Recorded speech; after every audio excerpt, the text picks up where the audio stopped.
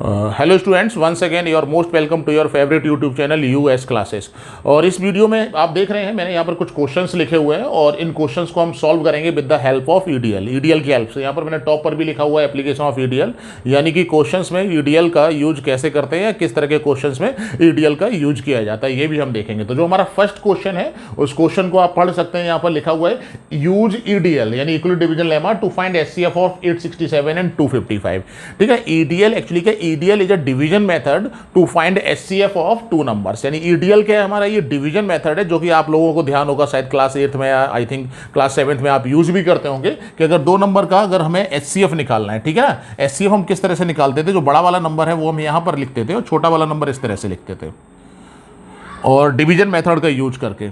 ये I think 3 times चला जाएगा, 3 5 जब 15 और 3 5 जब 15 1 16 और 3 2 जब 6 और 1 7, ये 2 0 1 फिर से डिवाइड करेंगे। यहाँ पर ये रिमाइंडर था और नेक्स्ट स्टेप के लिए जो रिमाइंडर है वो आपका डिवीजर हो जाएगा और जो डिवीजर होता था यहाँ पर वो क्या हो जाएगा, यहाँ पर डिविडेंड हो जाएगा। आई थिंक 2 टाइम्स चला जाएगा, 104 1 और ये 5, फिर से 102, सेम प्रोसेस भी रिपीटेड, ये 2 टाइम्स चला जाएगा हमारा और रिमाइंडर 0। और इस प्रोसेस को हम तब तक करते रहते थे फॉलो जब तक कि हमारा रिमाइंडर 0 नहीं हो जाता था। ध्यान होगा शायद आपको, अगर नहीं याद आ रहा है तो आप इस तरह से रिकॉल कर सकते हैं और अगर फिर भी नहीं पता है तो आप यहाँ पर देख सकते हैं इसको हम कैसे करते थे। और लास्ट स्टेप में जो हमारा डिवीजन हुआ करता था वही यहाँ पर क्या हो जाता था, एचसीएफ हो जाया करता था। ये हमारा जो था मेथड था, डिवीजन मेथड। यहाँ पर भी एग्जैक्टली हम यही मेथड यूज करने वाले हैं, बस केवल हमारे जो लिखने का जो प्रोसेस है, ठीक है ना, लिखने का जो तरीका वहाँ पर हम इस तरह से शो कर देते थे और एचसीएफ इक्वल टू जो है ना 51 डायरेक्ट हम यहाँ पर जो है वो लिख दिया करते थे। बट यहाँ पर क्लास 10th में हमने उसको क्या किया, स्टेप में डिवाइड कर लिया है और उन स्टेप्स में फर्स्ट सेकंड थर्ड स्टेप्स लिखते हैं और उन स्टेप्स में हम लोग ईडीएल का यूज करते हैं। बस सिर्फ इतना करना है आपको, बाकी सारे का सारा प्रोसेस जो है वो यही होने वाला है यहाँ पर। तो देखिए वो हम किस तरह से यहाँ पर करते हैं या क्या प्रोसेस होता है उसको भी यहाँ पर हम देखेंगे और समझेंगे। ओके, तो सबसे पहले जो हम है डिसाइड करेंगे विच नंबर इज ग्रेटर। ठीक है ना, कौन सा नंबर जो है वो ग्रेटर है। जो नंबर हमारा ग्रेटर होता है और बाई ईडीएल, आप ये स्टेटमेंट लिखना मत भूलिएगा। मैं आपको बता दूं कि कई बार क्या होता है, स्टेटमेंट हमारा क्या है, A equal to B Q plus R और R is greater and equal than 0 but less than B. ठीक है ना, यहाँ पर ए क्या होता है हमारा, वो पॉजिटिव इंटीजर्स होता है और किसी पॉजिटिव इंटीजर को हम बी क्यू प्लस आर की फॉर्म में लिख सकते हैं, वो ध्यान रखना है। यहाँ पर जो दो नंबर्स दिए गए हैं ये हमारे ए और बी की वैल्यू है। यहाँ पर अगर हम बात करते हैं 867 ग्रेटर है 255 से, तो हमारा ए जो हो जाएगा वो 867 हो जाएगा और 255 जो है वो हमारा बी हो जाएगा। इसको आपको ध्यान रखना है, ठीक है ना। और यूक्लिड डिवीजन लेमा अगर इन दोनों नंबर्स में हम अप्लाई करते हैं तो आप आसानी से समझ सकते हैं। अभी हम लोगों ने डिवाइड यहाँ पर किया था 867 को 255 से डिवाइड किया था। आई थिंक 3 टाइम्स वो डिवाइड जा रहा था हमारा। तो 3 5 जा 15, 3 5 जा 15 1 16 और 3 2 जा 7 6 1 और 102 इस तरह से बच रहा था। ठीक है ना, तो यहाँ पर 867 इन डिविडेंड इक्वल टू डिवाइजर यानी 255 इंटू 3 और प्लस रिमाइंडर हमारा कितना हो जाएगा 102। फिर यहाँ पे दिखाना पड़ता था हमें कि रिमाइंडर जो है वो 102 आ रहा है और ये इक्वल टू 0 नहीं है। तो देयरफॉर हम फिर से अप्लाई करते हैं, बी अप्लाई ईडीएल टू जो हमारे नंबर से यहाँ पर ये 102 और 255 यहाँ से भी आप देख सकते हैं, यहाँ से भी देख सकते हैं 255 एंड 102, यानी दैट इज आपका जो डिवाइजर है और जो रिमाइंडर है वो यहाँ पर, ठीक है ना, उसमें हम अप्लाई कर देंगे। फिर से अगर हम अप्लाई करते हैं तो 255 इक्वल टू हम लिख सकते हैं, डिवाइड आप देख लीजिए यहाँ पर 255 और 102 फिर से हम डिवाइड करेंगे यहाँ पर और ये आई थिंक 2 टाइम्स जाएगा 204 और हमारा नंबर जो बचेगा रिमाइंडर यहाँ पर 51। तो आप लिख सकते हैं 255 इक्वल टू 102, यहाँ से आप ध्यान रखिएगा 102 इंटू 2 और प्लस 51। ठीक है ना, यानी dividend equal to divisor 102 into quotient यानी 2 प्लस रिमाइंडर। तो फिर से देखिए यहाँ पर जो रिमाइंडर है आपका, यहाँ पर आसानी से समझ सकते हैं कि जो रिमाइंडर है वो 51 है और 0 के इक्वल नहीं आ रहा है। तो इसका मतलब हम नेक्स्ट फिर स्टेप की तरफ जाएंगे। ये हमारे स्टेप नंबर 1 हो गया, तो step 1, this is our step 2 और फिर से हमारा स्टेप नंबर 3 फिर से बी अप्लाई। यहाँ पर ये लैंग्वेज आप लिख दीजिएगा ईडीएल टू 102 एंड 51। तो 102 में अप्लाई करेंगे। फिर से देखिए अगर हम डिवाइड करते हैं 102 को 51 से, बड़ी आसानी से समझ सकते हैं, ये 2 टाइम्स जाएगा हमारा नंबर 102 और रिमाइंडर क्या हो जाएगा हमारे यहाँ पे 0 हो जाएगा। That's means 51 into 2 plus 0। तो अब इस केस में आप देखते हैं कि रिमाइंडर हमारा क्या हो गया, यहाँ पर वो 0 हो गया है और रिमाइंडर सिंस, तो देयरफॉर एचसीएफ अगर हमें निकालना है यहाँ पर, क्योंकि रिमाइंडर आपका 0 हो गया, तो लास्ट में जो हमारा डिवाइजर होता है यहाँ पर, ठीक है ना, 51, ये क्या हो जाएगा यहाँ पर एचसीएफ हो जाएगा किस नंबर्स के लिए, 867 एंड 255 के लिए। इस तरह से हम 2 नंबर का एचसीएफ फाइंड आउट करने में ना इक्वलिटी डिवीजन लेमा का यूज करते हैं। नंबर 1 आपका ये आ गया, ठीक है ना। ये तो एक क्वेश्चन हुआ हमारा। उसके बाद हम क्वेश्चन नंबर 2 की बात करते हैं इसी वीडियो में कि क्वेश्चन नंबर हमारा 2 का। इस वीडियो को चाहे तो आप पॉज करके इसको नोट कर सकते हैं, लिख सकते हैं, और बुक्स में जो अगर 2 नंबर्स के एचसीएफ फाइंड आउट अगर करना है आपको with the help of EDL, तो आप इस प्रोसेस का यूज करके घर पर बैठकर आसानी से कर सकते हैं। I think exercise number 1.1 NCERT में होगी, या रेफरेंस में भी आप देख सकते हैं कुछ क्वेश्चन अगर आपको एचसीएफ फाइंड आउट करने के लिए दिए हुए हैं, वो उनको भी आप कर सकते हैं, ठीक है ना। बड़ी आसानी से, बहुत आसान मेथड है, आपका कुछ नहीं करना है। जो आपको सीखना है, बच्चों को एक्चुअली जो प्रॉब्लम होती है वो स्टेप्स लिखने में ही होती है, ठीक है ना। तो आप 1 या 2 बार जब वो प्रैक्टिस करेंगे तो बड़ी आसानी से समझ में आ जाने वाले हैं, उसमें कहीं कोई प्रॉब्लम नहीं। फर्स्ट टाइम लिखेंगे तो थोड़ा सा आप लोगों को कॉम्प्लिकेशंस आएंगी, लेकिन जैसे ही आप 2 या 3 क्वेश्चन सॉल्व कर लेते हैं तो बड़ी आसानी से इसको हम सीख जाते हैं, इसमें कहीं कोई प्रॉब्लम नहीं है, ठीक है ना। पहली बात। दूसरा क्वेश्चन नंबर हम 2 की तरफ चलते हैं कि क्वेश्चन नंबर हमारा 2 क्या है यहाँ पर वो देखेंगे। देखिए क्वेश्चन नंबर 2 जो हमारा है, इसमें फिर से लिखा है यूज ईडीएल, यानी ईडीएल का यूज करना है so that the cube of any positive integer, यानी किसी भी पॉजिटिव इंटीजर का क्यूब, यहाँ पर वर्ड ध्यान रखिएगा, और फिर उसके बाद पॉजिटिव इंटीजर, इसको भी ध्यान रखिएगा, ठीक है ना।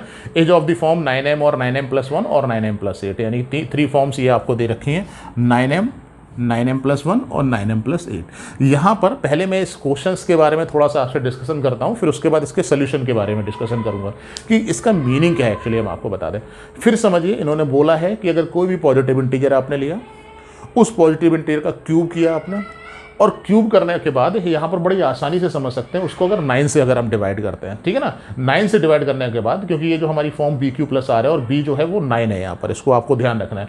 9 से डिवाइड करने के बाद जो हमारे पास रिमाइंडर होगा, 9m का मतलब हो जाएगा रिमाइंडर 0 होगा यहाँ पर, क्योंकि 9m+0 लिख सकते हैं। अगर 9m लिखा हुआ है दैट मीन्स 9m+0।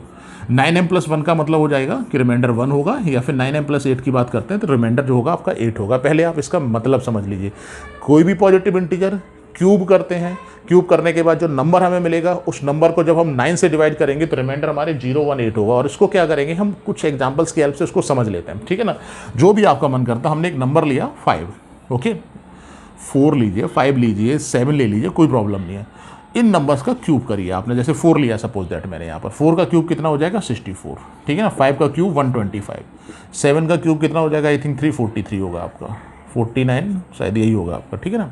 अब इन नंबर्स को आप 9 से डिवाइड करिए। पहला नंबर हम 64 को डिवाइड करते हैं, तो 9 8 जा 72, 9 8 जा ज़्यादा हो जाएगा, 9 7 जा हो जाएगा 63, देखिए रिमाइंडर 1, ठीक है ना। चलिए दूसरा हम ले लेते हैं 125, इसको 9 से आप डिवाइड करिए, 9 1 जा 9, 3, और 9 3 जा 27 आई थिंक हो जाएगा, तो 8, यहाँ पर रिमाइंडर 8 बच रहा है, ठीक है ना। तो यही आपसे बोला गया था कि रिमाइंडर या तो 0 होगा, 1 होगा और 8 होगा। तो देखिए 1 और 8 है।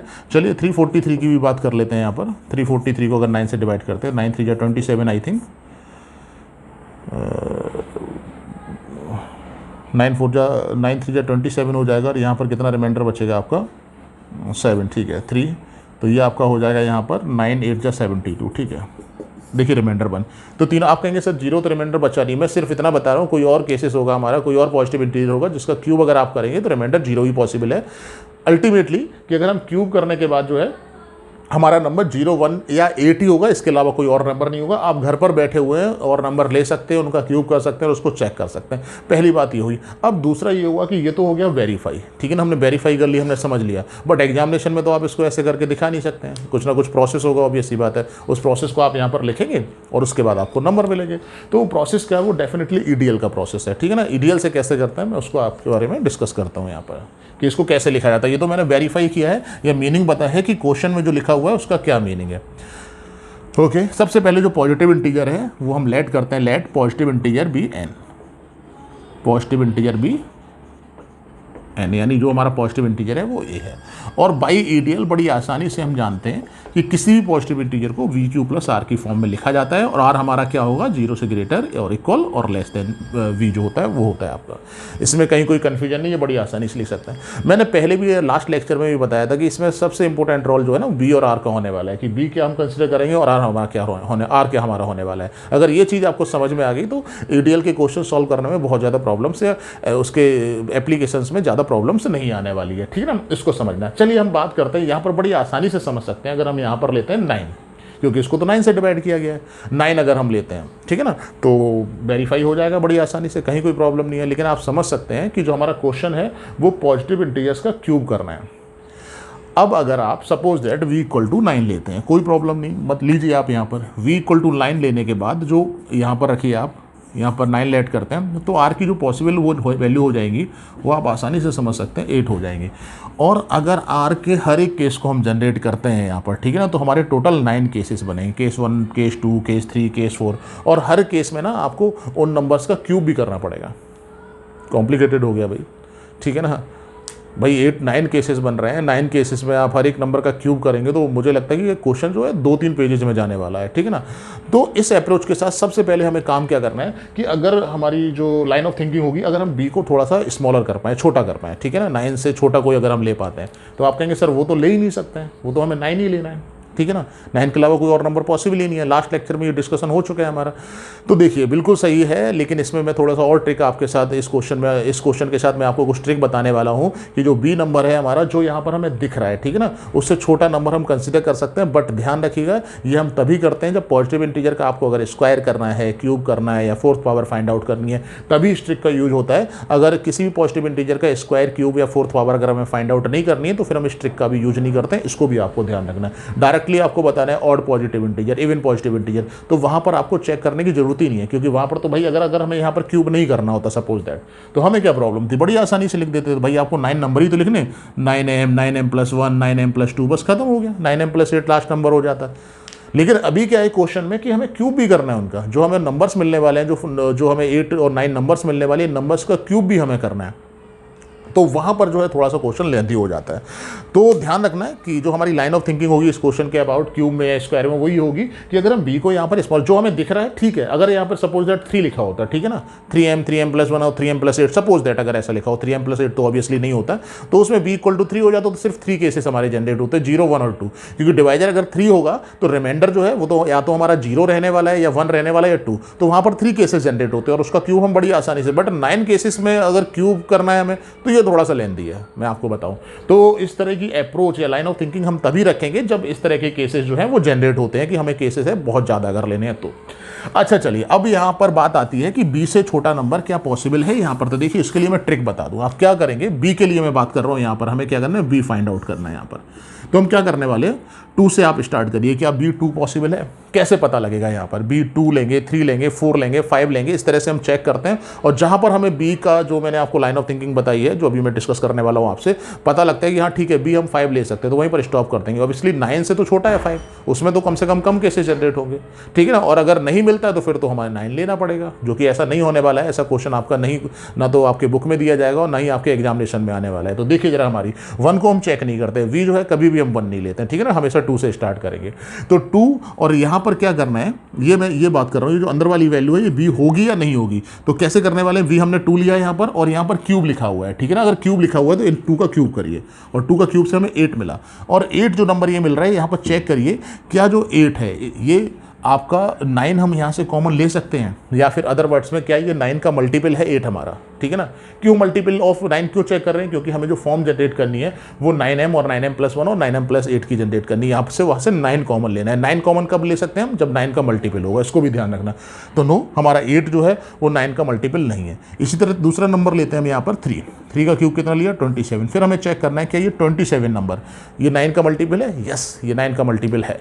9 1 जा 9, 9 2 जा 18 और 9 3 जा 27, यानी 9 3 जा 27 होता है। तो 27 जो है वो 9 का मल्टीपल है ड्यू टू दिस, ठीक है। ये ट्रिक है, हम आपको बता दें, यहाँ पर जो ये लिखा हुआ है नंबर, ये हमारा क्या हो जाएगा, ध्यान रखिएगा, ये नहीं लिया है नंबर हमने, ये इसके अंदर जो नंबर लिखा हुआ है इसको हमने बी कंसीडर किया है। इस ट्रिक को आप यूज कर सकते हैं अगर किसी क्वेश्चन में square of positive integer, cube of positive integer या fourth power of positive integer अगर ऐसा लिखा हुआ है, तब हम इस ट्रिक का जो है वो यूज करते हैं। ध्यान रखना है आपको। तो 3 ये तो बहुत छोटा नंबर हमें मिल गया, 9 से बहुत ज़्यादा छोटा है। और अगर हम B3 लेते हैं तो रिमाइंडर हमारे जो पॉसिबल है वो 0, 1 और 2 होने वाले हैं, ठीक है ना। तो जब हम उन 0, 1 और 2 रखने के बाद जो हमें एक ही वैल्यू जो मिलेगी, और फिर हम क्या करेंगे, उसका क्यूब करेंगे। क्या करेंगे, क्यूब। और क्यूब जो है वो इसी फॉर्म में आना चाहिए, इसका भी हमें जो है वो ध्यान रखना है। ओके, तो ये बड़ा आसान सा हो गया अब आपके लिए यहाँ पर कि लेट या पुटिंग जो भी आप करिए, v = 3, तो नंबर हमारा जो बनने वाला है वो 3q + r बनने वाला है। और आप आसानी से समझ सकते हैं where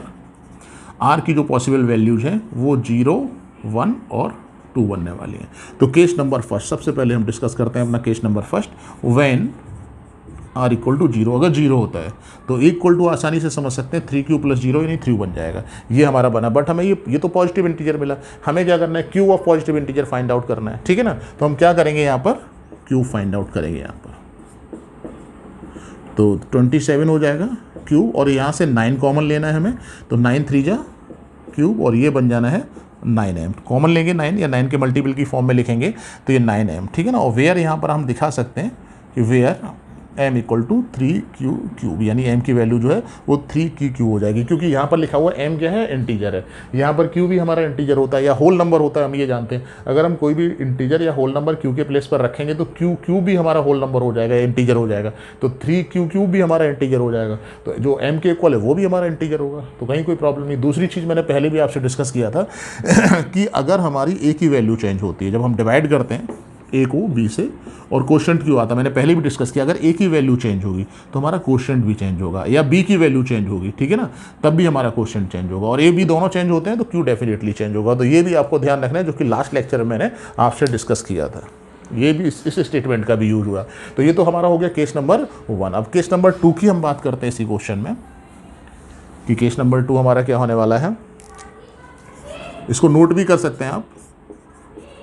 when r equal to 1, अगर 1 लेते हैं तो इक्वल टू कितना होने वाला है, 3q + 1। अभी क्या करेंगे, हम इसका क्यूब कर देंगे, आसानी से समझ सकते हैं, क्यूब फाइंड आउट करना है। यहाँ पर आप a + b के होल क्यूब की आइडेंटिटी लगा सकते हैं। अगर आपको याद नहीं है तो आप देखिए ज़रा, a³ + b³ + 3a² और + 3ab², ये आइडेंटिटी होती है अगर होल क्यूब को अगर आपको एक्सपेंड करना है तो। क्लास 9 से आप लोगों को पता होगी। तो from this a³ equal to क्या बनने वाला है यहाँ पर हमारा, 3q का क्यूब, यानी a³ + b³ + 3a² b + 3a। a का मतलब हो जाएगा आपका 3q × 1 का स्क्वायर। तो यहाँ पर 27q³, ये हमारा कांस्टेंट 1 हो जाएगा, प्लस 3 × 1 = 3 और 3 का स्क्वायर 9 3 × 27, कैलकुलेशन आप कर सकते हैं, + 3 3 × 9q, ठीक है ना। यहाँ पर मैंने पहले ही बताया था, जो कांस्टेंट होता है हमारा, जो वो रिमाइंडर होता है, ठीक है ना। और ये रिमाइंडर जो है वो, क्योंकि आप 9 से डिवाइड कर रहे हैं यहाँ पर, तो वो रिमाइंडर हमारा जो है वो 9 से बड़ा नहीं होना चाहिए। तो अब इसलिए यहाँ पर 1 पॉसिबल है 9 से डिवाइड करने में, तो इसको हम लास्ट में ले जाएंगे, और जो रिमेनिंग टर्म्स हमारे लिखे हुए हैं, ठीक है ना, इससे हम 9 सिर्फ हमें कॉमन चाहिए। तो 9 3 × 27, यहाँ से अगर हम करेंगे तो 9 3 × 27 q², और यहाँ से अगर हम कॉमन लेते हैं तो q और +1, तो डेफिनेटली ये 9m + 1 हमारे लिए बनने वाला है, यहाँ पर आप देख सकते हैं। और फिर से हम डिफाइन कर देंगे यहाँ पर कि वेयर m इक्वल टू जो हमारा है वो 3q³ + 3q² और +q, इस तरह से हमारा ये बन जाएगा। बड़ी आसानी से हम इसको समझ सकते हैं, ठीक है ना। और यहाँ पर देखिए, कई बच्चों के माइंड में ये कन्फ्यूजन रहता है कि सर वहाँ पर m की वैल्यू जो है वो अलग थी, और यहाँ पर केस नंबर फर्स्ट में और केस नंबर सेकंड में जो है वो m की वैल्यू अलग है। तो मैंने पहले भी आपसे कहा था कि अगर a की वैल्यू चेंज होती है तो हमारा क्वेश्चन चेंज हो जाता है, ठीक है ना। और अगर b की वैल्यू चेंज होती है, a फिक्स्ड रहता है, तब भी हमारा चेंज होता है। और a और b अगर दोनों चेंज होते हैं तब भी। इस केस में आपका जो है मल्टीपल तो हमने 9 का ही लिया, यानी कि डिवाइड तो हम 9 से ही कर रहे हैं, बट हमारा जो a है वो 3q + 1 वो चेंज हुआ है। तो ड्यू टू दिस रीजन हमारा जो है वो m भी चेंज हो गया, इसको आपको ध्यान रखना पड़ेगा, ठीक है ना। तो पहले नंबर की फॉर्म जो थी वो 9m थी, दूसरे नंबर की फॉर्म हमें 9m + 1 मिल गई। Similarly we can find case number third, that is r equal to 2। अगर हम 2 लेते हैं यहाँ पर, बड़ी आसानी से इसी में मैं चेंज करने वाला हूँ, कैलकुलेशन आप खुद से कर सकते हैं। 3q + 2 रखने वाले हैं यहाँ पर, ये 2 हो जाएगा आपका, और यहाँ पर भी आपका 2 आ जाएगा, यहाँ पर 2 आने वाला है b के प्लेस पर, और यहाँ पर 2 आने वाला है, ठीक है ना। तो 27, ये 2 का क्यूब यहाँ पर 8 हो जाएगा आपका, यहाँ पर 3 2 = 6 और 9 = 54 हो जाएगा यहाँ पर, और आपका ये 3 3 = 9 9 4 = 36 क्यू होने वाला है, ठीक है ना। इसी में मैंने चेंज कर दिया। केस नंबर थर्ड है आपका, ये आप लोग खुद से कर सकते हैं, ये बहुत सिंपल सी कैलकुलेशन है। क्लास 10th स्टैंडर्ड में मैं ये मान सकता हूँ कि ये कैलकुलेशन जो है वो आप खुद से कर लेंगे, ठीक है ना, कोई ऐसी प्रॉब्लम नहीं है। 9 कॉमन लेंगे 3 आ जाएगा, 8 को कॉन्स्टेंट इसको लास्ट में ही रखने वाले हैं, और जब हम 9 से डिवाइड करते हैं तो 8 रिमाइंडर जो है वो पॉसिबल है, इसको भी आपको ध्यान रखना है, ठीक है ना। और 9 6 = 54 हो जाएगा आपका, और 9 4 जो है वो 36 हो जाएगा। ये यहाँ पर आप आसानी से डिसाइड कर सकते हैं, 9m + 8 की फॉर्म है ये आपकी, और m की जो वैल्यू है वो 3q³ + 6q² और +4q यहाँ पर जो है वो इस तरह से यहाँ पर जो है वो आपकी आ गई, आप आसानी से समझ सकते हैं। तो तीनों केसेस में जो हमें फॉर्म मिली है आप आसानी से ऑब्जर्व करिए, इस वीडियो को रिमाइंड करके देखिए कि वहाँ पर जो फॉर्म है वो 9m है, 9m+1 है और 9m+8 है। इसको आपको ध्यान रखना है और यही तो हमें प्रूव करना था कि अगर कोई भी पॉजिटिव इंटीजर है और उसको हम 9 से डिवाइड करते हैं तो जो हमें जो फॉर्म मिलने वाली वो 9m, 9m+1 और 9m+8 मिलने वाली। फिर एक कन्फ्यूजन में आपको बता दूं, आप कहेंगे सर आपने यहाँ पर 3 से डिवाइड किया है। देखिए हम आपको बताते हैं, ठीक है ना। तो कन्फ्यूज होने की जरूरत नहीं है, क्योंकि भाई हम क्या कर रहे हैं, ये फॉर्म लिया हमने यहाँ पर, ये मैंने ट्रिक आपको बताई थी। आप कहेंगे सर आप डिवाइड यहाँ पर 3 से कर रहे हैं, और देखिए अल्टीमेटली क्या है, आपको ऑब्जर्व क्या करना है, ठीक है ना। ऑब्जर्व करना है ये जो फॉर्म मिली है यहाँ पर, ये 9m+8, ये क्या है, ये जो पॉजिटिव इंटीजर्स हमें जो मिले थे उनका क्यूब करने पर ये फॉर्म्स मिल रही है। इस फॉर्म से आप क्या ऑब्जर्व करेंगे, आप मुझे बताइए जरा। भाई यही तो ऑब्जर्व करेंगे कि ये जो हमारा पॉजिटिव इंटीजर है और ये कौन सा है, ए क्यूब, हमने आपको दिखा सकते हैं ये ए क्यूब की वैल्यू है। इस पॉजिटिव इंटीजर को जब हम 9 से डिवाइड कर रहे हैं तो m जो है वो आपका क्वोशिएंट है और 8 जो है वो रिमाइंडर है। यही तो हमें प्रूव करना है। वो तो मैंने आपको सिर्फ v की वैल्यू ये लेना सिखाया था कि अगर आप सारे केसेस लेंगे, आप कहेंगे सर अगर हम 9 लेकर करते हैं तो क्या ये प्रूव होगा, डेफिनेटली प्रूव होगा, ठीक है ना। बट आप समझ सकते हैं उस केसेस में आपके केसेस ज़्यादा जनरेट होंगे। आपके टोटल 9, 0 से लेकर 8 रिमाइंडर पॉसिबल है, टोटल 9 केसेस जनरेट होते हैं। तो इसको भी आपको जो है वो ध्यान रखना। आई थिंक ये क्वेश्चन आप अगर कम समझ में आया है या थोड़ा सा आप रिमाइंड करके देखिए, वीडियो को पॉज करके देखिए, खुद से करके देखिए, तो ये आसानी से समझ में आ जाएगा। कोई इसमें ऐसी खास बात नहीं है, कोई प्रॉब्लम नहीं है। खैर ये हो गया हमारा क्वेश्चन नंबर 2। अब हम बात करते हैं क्वेश्चन नंबर 3 की, ठीक है ना। इसको जरा समझ लीजिए क्वेश्चन नंबर 3 को। क्वेश्चन नंबर 3 जो हमारा है यहाँ पर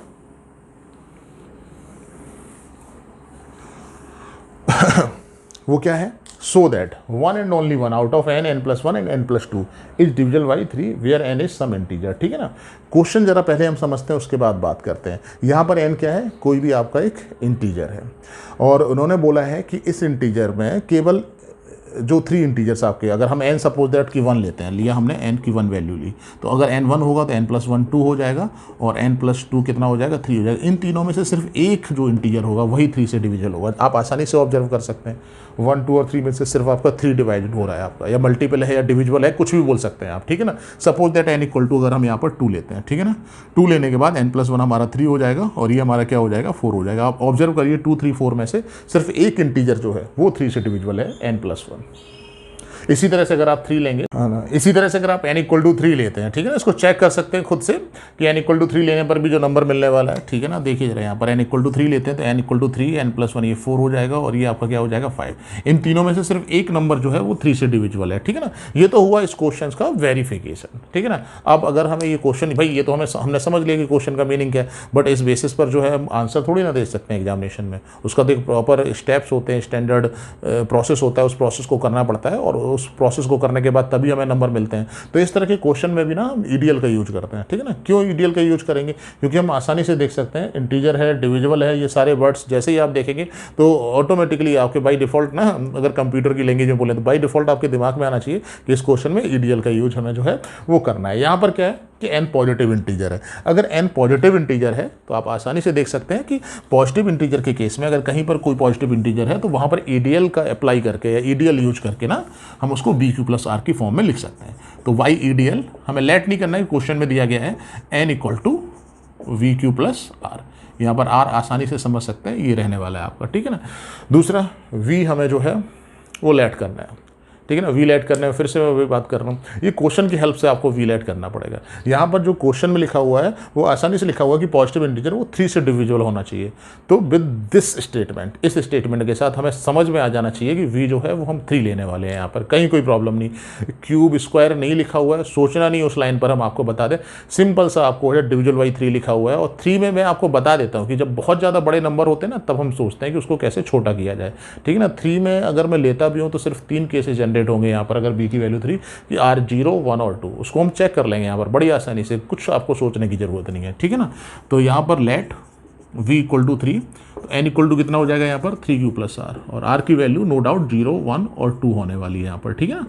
तो केस नंबर 1 की बात करते हैं यहाँ पर। व्हेन R जब हमारा 0 होता है तो n कितना हो जाएगा 3Q, n+1 कितना हो जाएगा यहाँ पर 3Q + 1। आप कहेंगे सर n+1 क्यों फाइंड आउट कर रहे हैं, क्योंकि जो n की वैल्यू है उसके बाद हमें n+1 और n+2 भी फाइंड आउट करना है, और ये भी शो करना है कि उन तीनों में से सिर्फ एक नंबर जो होगा वो 3 का मल्टीपल होगा या 3 से डिविजिबल होगा। ये भी ध्यान रखना है आपका, ठीक है ना।